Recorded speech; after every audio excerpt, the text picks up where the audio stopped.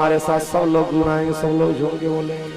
तन को जल से धुलाना सरल है मगर, तन को जल से धुलाना सरल है मगर, मन को निर्मल बनाना बड़ी बात है।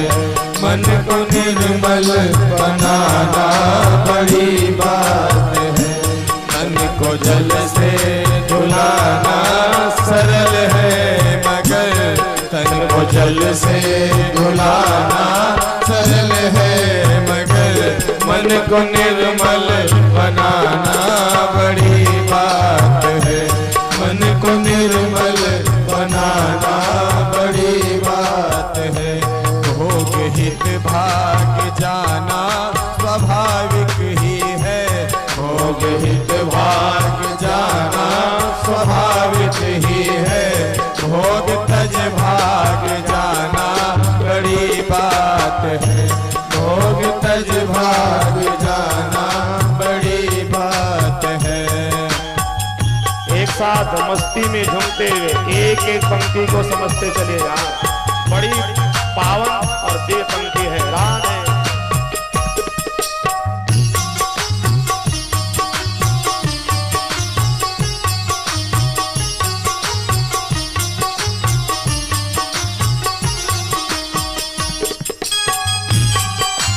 श्री राधे जय हो। झूमते हुए जय जय।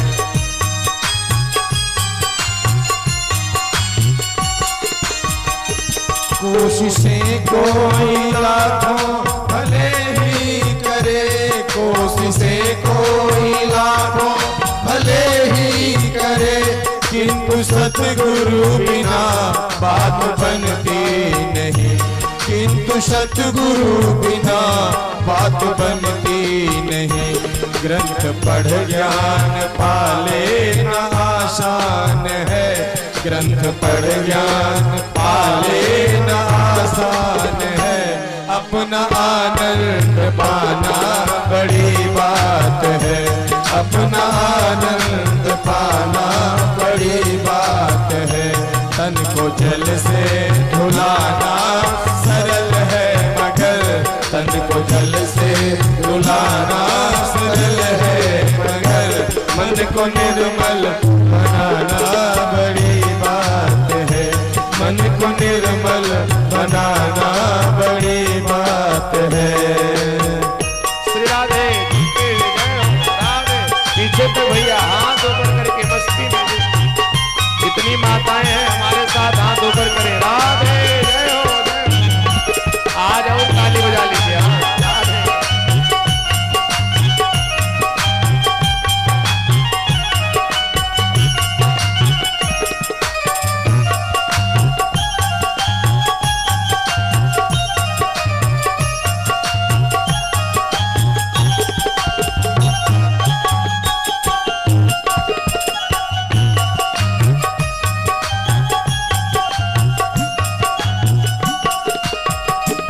पंथ में भेष में देश परदेश में, पंथ में भेष में देश परदेश में, चित्त रहता फंसा राग और द्वेष में।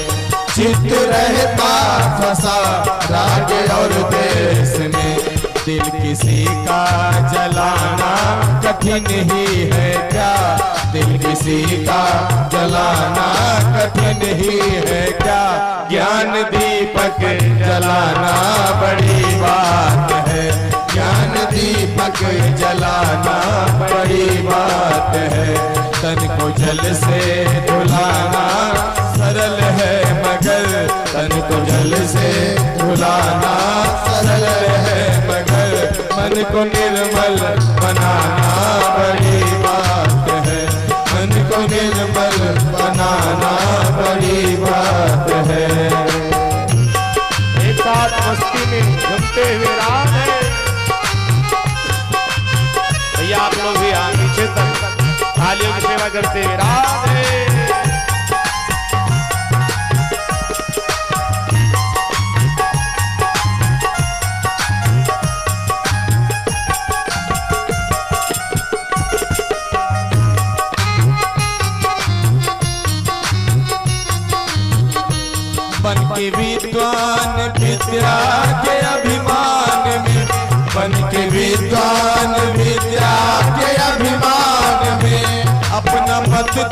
चलाना असंभव नहीं, अपने मत को चलाना असंभव नहीं।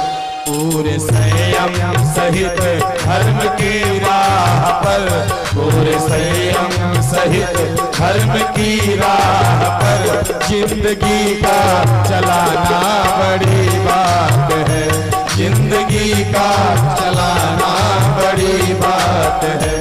तन को जल से धुलाना सरल है मगर, तन को जल से धुलाना सरल है मगर, मन को निर्मल बनाना बड़ी बात है, मन को निर्मल बनाना बड़ी बात है, मन को निर्मल बनाना बड़ी बात है, मन को निर्मल बनाना बड़ी बात है।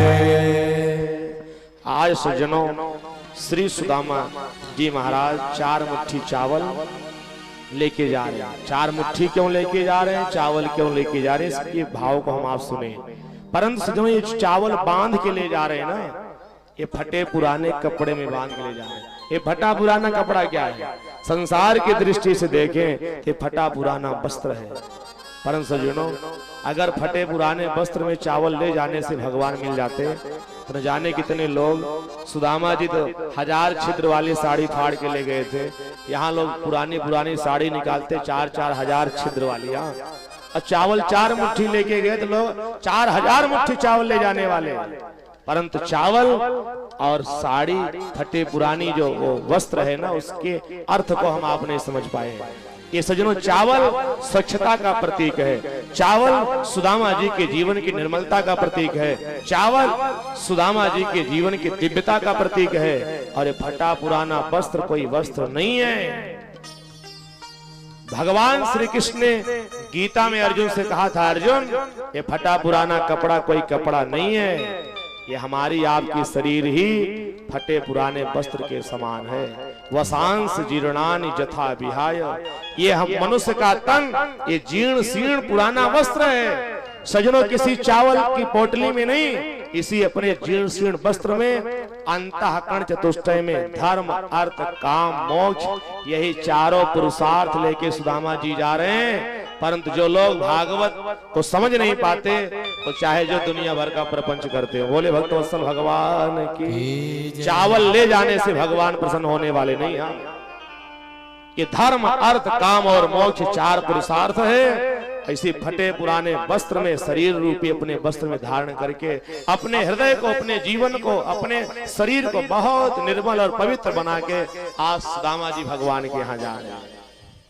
जिनका जीवन सरल होता है, जिनका जीवन निर्मल होता है, जिनके जीवन में दिव्यता होती है और जो अपने शरीर को फटे पुराने वस्त्र के समान समझते हैं, सज्जनों भगवान उन्हीं की सेवा करते। बोले भक्तवत्सल भगवान की। सुदामा जी जब चले तो वही फटी पुरानी धोती पहने हुए, पैरों में चरण पादुका नहीं है, सर पर पगड़ी नहीं है, डंडा लेकर के सुदामा जी आज धीरे धीरे चल पड़े। वृद्धापन की अवस्था। भगवान दिव्य मनोहर झांकी का दर्शन कर रहे थे। सुखदेव स्वामी कहते परीक्षित सुदामा जी चलते चलते जब द्वारिका के सन्निकट पहुंचे तो रास्ते में एक नदी मिल गई। और जैसे नदी मिली तो सुदामा जी सोचे ऐसे वृद्धापन की अवस्था है, कैसे नदी को पार किया जाए। लगता है निकल तो पड़ा हूं लेकिन भगवान के पास पहुंच नहीं पाऊंगा। लेकिन सज्जनों भगवान कहते पहले एक पग आप मेरे लिए आगे तो बढ़ो। एक पग अगर ये भक्त मेरे लिए आगे बढ़ता है तो भगवान 4 पग दौड़ करके आने के लिए तैयार है। लेकिन हमारा आपका एक पग ही नहीं निकलता भगवान को पाने के लिए। एक पग बढ़ो तो परमात्मा की तरफ। जैसे सुदामा जी को भगवान ने देखा, संजन कहते परमपिता परमात्मा नारायण की ऐसी दिव्य लीला कि आज भगवान स्वयं देखते हैं सुदामा जी नदी के तट पर बैठे और ये सुदामा जी अब नदी पार ही नहीं कर पाएंगे। भगवान आज एक नाव लेकर के नाविक बन के सुदामा जी के सम्मुख प्रकट होंगे। ब्राह्मण देवता कहाँ चलोगे? द्वारिका जाना है, नदी को पार करना है। ठीक है, बैठ जाओ। जैसे पार उतारे सुदामा जी आगे बढ़े, भगवान ने कहा आगे मत दौड़ो, पहले उतराई दो। नाव से पार किया उतराई चाहिए। सुदामा जी ने कहा केवट भैया बड़ी गरीबी है यार, मेरे पास कुछ है नहीं, 4 मुट्ठी चावल है, वो भी मेरा अधिकार नहीं है, मेरी पत्नी ने दिया है द्वारिकाधीश के लिए। नहीं मैं आपको दे देता, मेरे पास कुछ है नहीं। भगवान ने कहा बिना कुछ लिए मैं जाने नहीं दूंगा। और केवट के रूप में है। सुदामा जी ने कहा केवट भैया मेरे पास तो केवल एक धन है, लोगे? केवट के रूप में भगवान ने झोली फैला दी। बताओ क्या धन है? सुदामा जी ने कहा मेरे पास गरीबी का धन है। सुखदेव स्वामी कहते परीक्षित, आज कन्हैया ने एक बार वो गरीबी का धन पहले सुशीला जी से लिया, भिखारी बन के लिया, और आज यहाँ भगवान सुदामा जी से केवट बन के ले रहे हैं।